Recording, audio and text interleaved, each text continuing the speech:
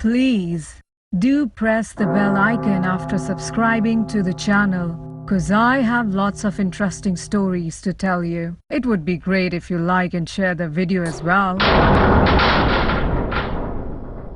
I had cared for an elderly woman with no family who came to us when her husband died.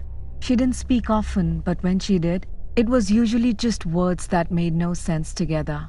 I felt so bad for her because ever since she had arrived, so many of the residents in the area that she seemed to enjoy spending time with had passed in such a short time span. She put up a picture of each of them next to the picture of her husband and several others who were probably family to remember them.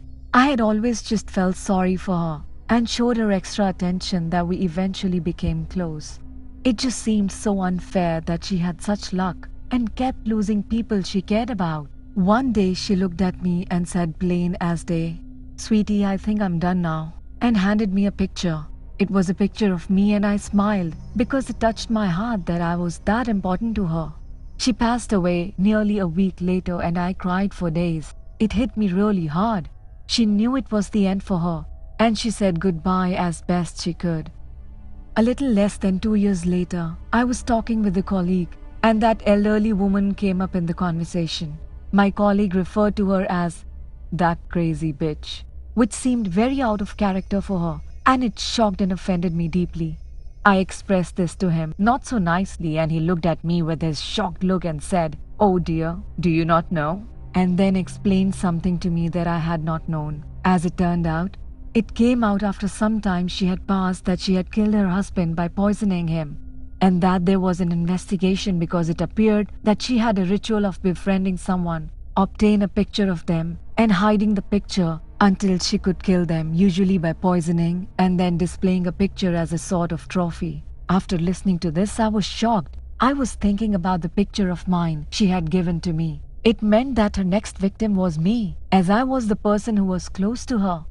I let that go. I didn't think much about it. It was my night shift.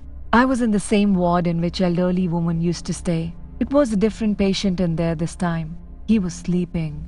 When I got into the ward, I was thinking about the elder woman, and at that moment she appeared in front of me. She was sitting on the chair where she usually used to sit. She had my picture in her hands. I was shocked, and within 4 to 5 seconds she disappeared.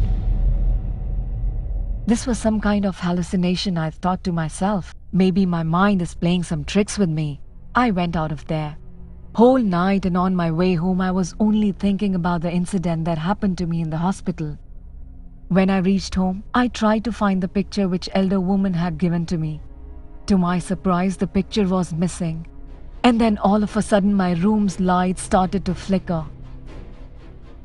This was scary. I just ran out of my house. Luckily, just out of the house there was a police station. I ran into the police station. I explained my situation. Police did investigation but didn't find anything. They couldn't do much as the woman was already dead.